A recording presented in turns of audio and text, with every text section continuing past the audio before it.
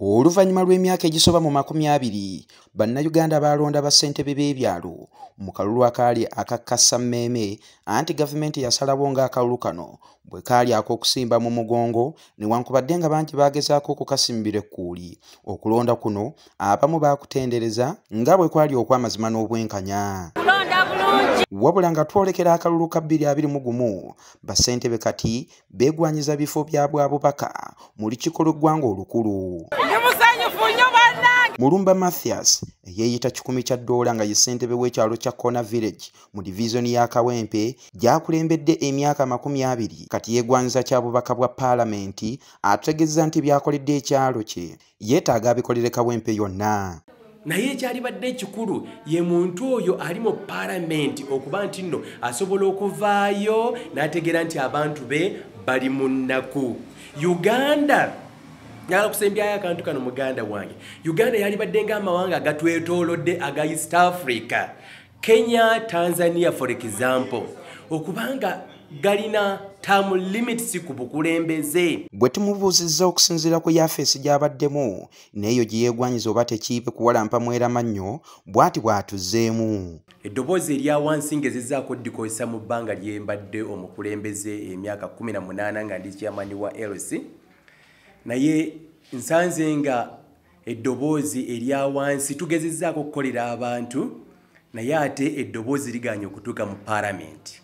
Ono tali yekka wabula ne muna NRM Ssejjemba Henry nga ye ssentebe wa Ssekanyonyi gy'akulemberedde emyaka 30 yayagala bwa Lord Councillor mu divizoni ya Kawempe era agamba yeesigamye ku byakwerinda nga kale singa asenvula okuva mu kifo ky'abaddemu n'agenda ku kyabwa Lord Councillor Kawempe yakutereera. Okuweereza ebiseera ebisinga kibeera kuyamba nti abantu bangi abayise mu ngalo zange ku ludda olw'ebyenjigiriza, ku ludda olw'ebyenfuna, ku ludda olw'obulamu. So buli wentuuka abantu be bampaliriza n'okujja mu kalulu ne baŋŋamba. Ssejjemba ayongerako nti bannabyabufuzi bangi bakozesa Kawempe ng'ekiddukiro okuyisaamu ebyabwe nga tebalina kye babafunyeemu. So nga really abantu bayonta, abantu really oyinza okubabuuza okujjako okuwulira erinnya nga tazaala Kawempe, tasula Kawempe, talina kakwate konna na Kawempe. Kajimu Lazarus nga ssentebe wa Kyebando Central Zone naye yeegwanyiza kyabwa Lord Councillor mu divizoni y'e Kawempe. Obuwagizi bannange nze na experience mbadde mu bukulembeze, nasoma amateeka, nensoma IT, ebintu ebisobola bikwataganya bulungi nnyo era binyambe nnyo okukulembera kuba obukulembeze bwetaagamu okumanya ebintu byonna. Kibuga Joseph nga ye ssentebe wa Kirokole mu divizoni ya Kawempe nga yeggwanyiza bwa ssentebe ya LC yokusatu naye aweranga bw'alina okusenvula okuva mu woofiisi gy'abaddemu olw'ebyobulamu by'agamba nti bikyalimu ebirumira.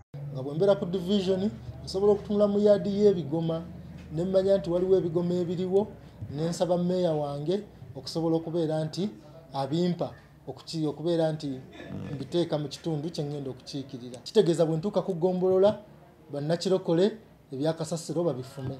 Waliwo ne bassentebe abalala betusobodde okuwayaako nabo era nga bano nabo baliko agafa ag'enjawulo ge beegwanyiza ne batunnyonnyola ebibatanudde. Ebizibu by'abavubuka okutwaliza awamu ndabye nga nsaanidde.